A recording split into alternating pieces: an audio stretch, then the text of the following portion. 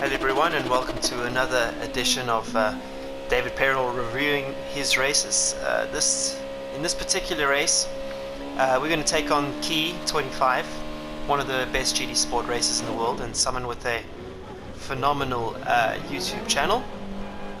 He creates great content, really detailed track guides. I tuned in for this race with 3 minutes to go with sort of no practice. I just wanted to have some fun and figured that with my driver ranking, I could, get some top threes to try and boost myself to a grade A+, driver ranking A+. And then here I am, and discover that TheKie25 is in the race, one of the best guys in the business. So there was a big motivating factor here. We'd already done a race just prior. Sorry, so this is the second race. The first race, we were quite close between each other. But I made one or two critical errors at a corner I really struggle with at this track. It's a downhill right-hander, and he ended up getting the better of me at that one. But I did realize that I had slightly better performance on used tires, so I was hoping to use that to my advantage. The challenge here was, though, that there was two cars between us, so I first had to clear these guys in order to get up to Key. Now, if it was a grade 3 car, or group 3 car rather, I'd be pretty comfortable overtaking these guys, but in these grade 2 cars it's really difficult to get close, especially at this track. And given that there's not much space on this track to overtake, that on its own is hard enough. So in some ways I'm sort of expecting Key to disappear off into the distance. I mean, the guy is super quick. His best lap was half a second quicker than my one, so hence him starting on pole and me in P4. Anyway, I figured, you know what, it's quite a long race and these cars aren't easy to drive, so I'm not going to give up. Maybe the guys in front will make a mistake. I consider this one of my best races, but also one of my worst races that I've ever done in GT Sports, and you'll find out why. So, stuck behind the guys in front, I'm just kind of waiting, knowing that I have pretty decent old tire pace, used tire pace. I have to play the waiting game, not very quick on the new tires. For some reason this replay has no engine noise, but I figured the action throughout the race was good enough to look past that, and anyway, you can listen to my amazing South African accent for the next 20 minutes. So here's our first mistake. Jax 009 from Finland, he got a bit of too much wheel spin exiting one of the hairpins, which compromised his run and put him into the wall, which was a great shame. We're in the Honda NSX. This thing has crazy turbo lag that really kicks out the rear. Everyone was struggling with wheel spin in this car. Meanwhile, Coyote in front of me, he's driving really well, hasn't missed a single apex, and Key is just pulling away. This is the right-hander that I don't enjoy, but I do enjoy this one. That previous right-hander, I made two mistakes in the previous race, running wide when I was right behind Key, and was really upset with myself because there was some potential there to beat him. It's just, it's when you have a fast guy in front of you, it's only natural that you're going to put a target on his back. And we ended up racing 3 times against each other. He got the better of me twice and me of him once. So starting lap 3 here, trying to get as close as I can to Coyote. I think that at this point he's actually catching Key at the moment. Key was really good on new tires, but on the used tires we tended to be about 3/10 quicker than him. So already now with the tire wear in this game, we're starting to experience, severe time drop off, but more importantly, the car is starting to come towards us. So Coyote is running very different lines to me. I'm trying as best I can to run as tight as possible, as you can see there. I explained it in my previous video when I was driving the Nissan. You want to run tight lines around this track in the grade 2 cars, group 2 cars. It just favors you when you get on the power. You're not going to be fighting big wheel spinners. You're trying to open the steering and get on the power at the same time.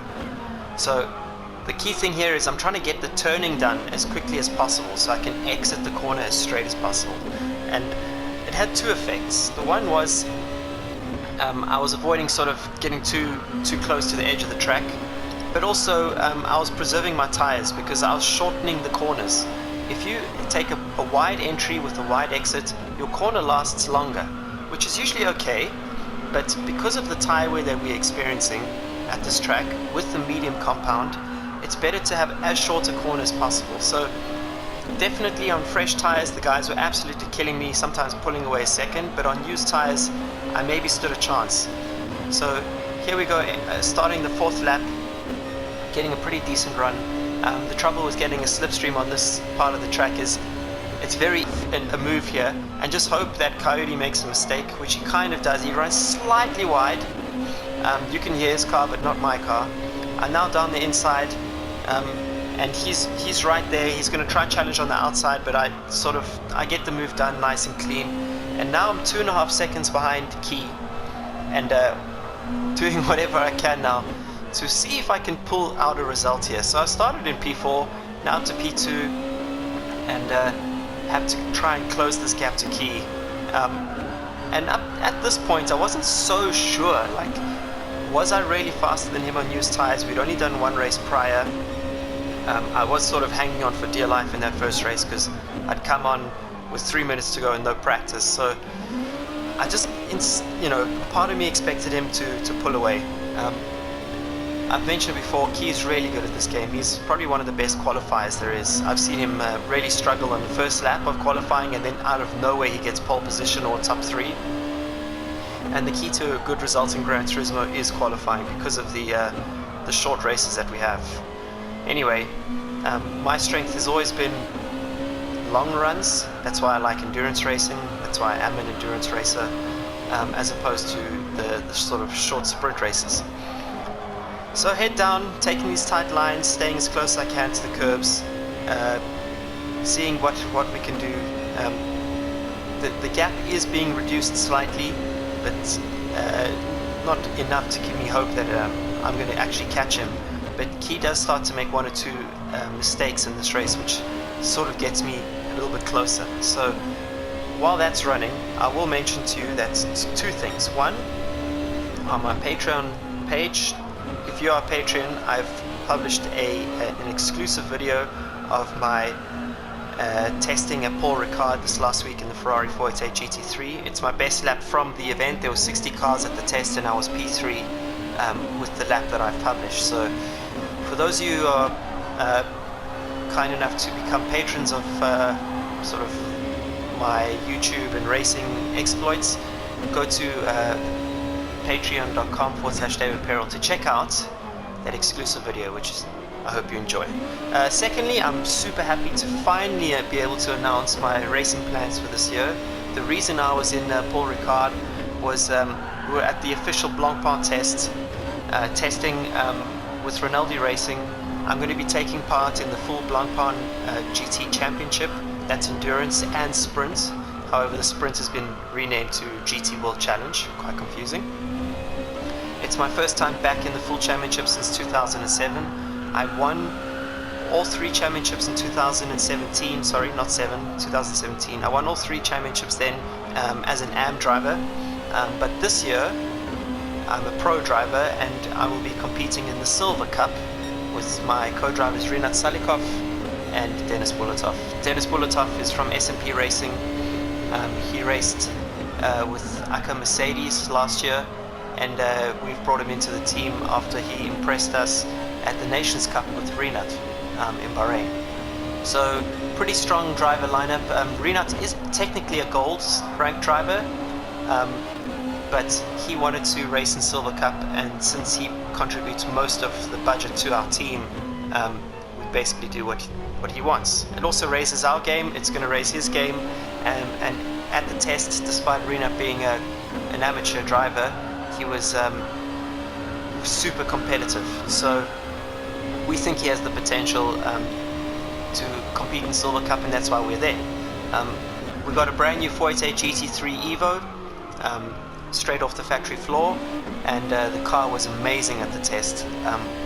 Paul Ricard is one of my favorite tracks, even though it's got big runoffs, like the racing lines and the braking points and all those technical things are really super important, and if you know the secrets around there, then you'll be fast. So that did contribute to us being in the top 10 the whole over the 2 days, and it was quite cool because we had this crazy tailwind which was pushing the cars basically to 295 kilometers per hour, which was insane because you get to turn 10, which is seen at the end of the straight, and that corner itself is 225 kph.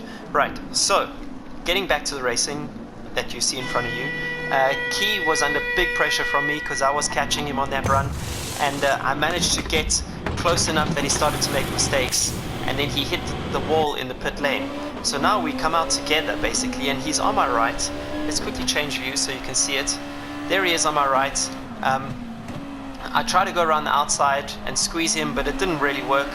Credit to him for not bumping me wide, but that's why I like racing against guys like Key, Super GT, etc. Quality drivers, better than me when it comes to close action. Here again, I tried to go around the outside, but had to concede.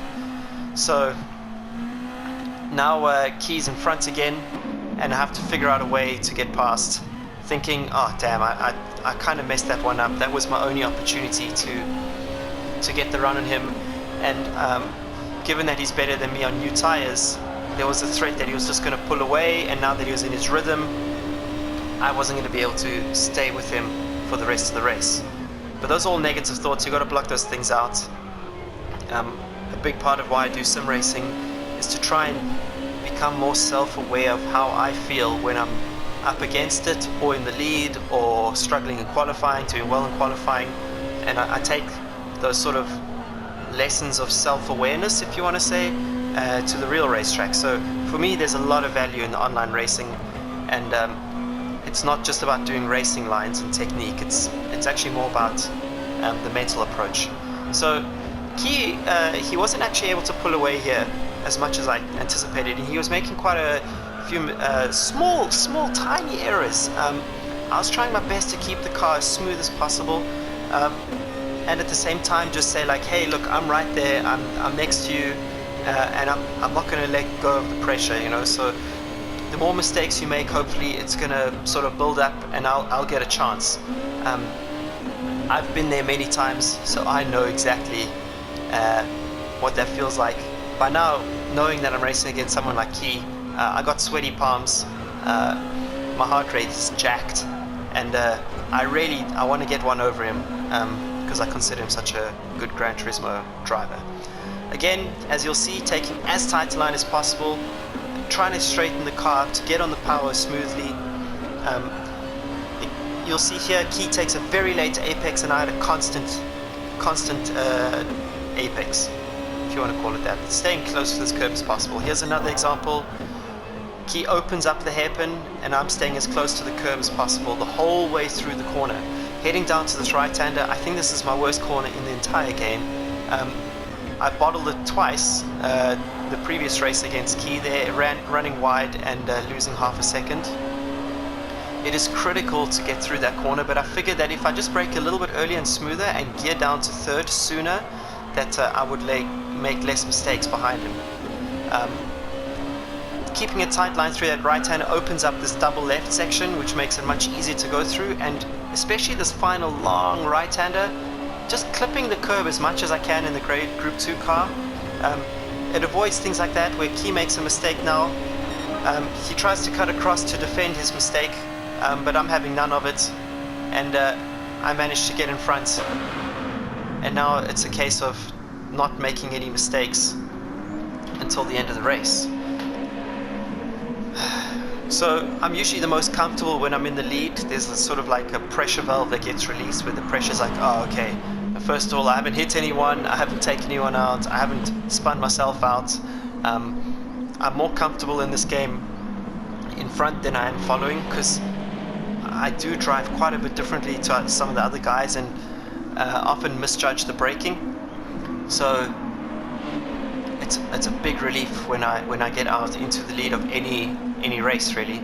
So we're just going to hang around here to finish this lap, and then we're going to skip a little bit to the end. So what else can I tell you about the season? So I'm going to be posting more and more stuff on my Patreon account. I also had a really exciting meeting with a sim racing accessories producer, which I hope to announce at Monza. Our first race is at Monza, although there is a possibility I'll be racing at a 12-hour, the 12-hour of Mugello, which is at the end of this month, and that's for a different championship. That's the Creventic 24-hour series. So that has nothing to do with Blancpain, but Rinaldi is racing there and they may use my services. Mugello is one of my top 3 favorite racetracks.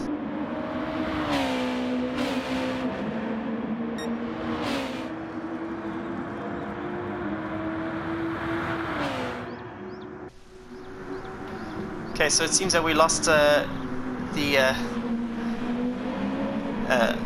seems that we lost the signal there, but we've got the sound back. So in the lead here, 36.1 was sort of my best lap, but Key was able to do 35.8 on the fresh tires, including this lap, 3 laps to go. But we're going to skip a little bit.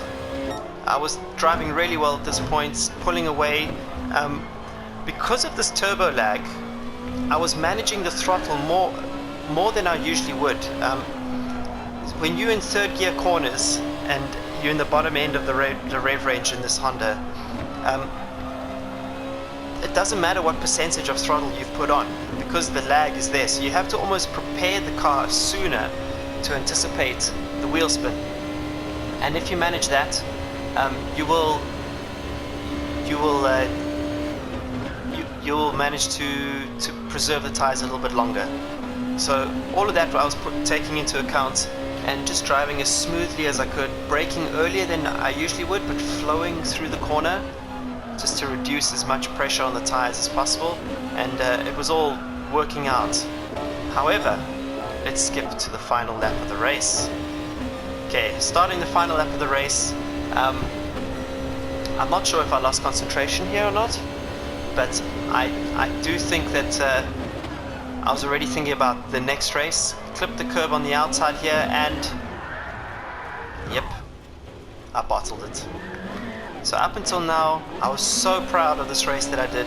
Started in 4th, caught one of the best GT Sport drivers in the world, overtook him, pulled away from him, and then on the final lap of the race, I'm not sure what I was doing, but I wasn't driving because I put it in the wall. So quite embarrassing, you know. My heart rate spiked again with frustration. Had to pull myself back down and just make sure I finished this race. So in the end, big mistake. Key got the better of me on this one. I'm relieved to say that in the next race, which I can't show you now, I did end up beating him.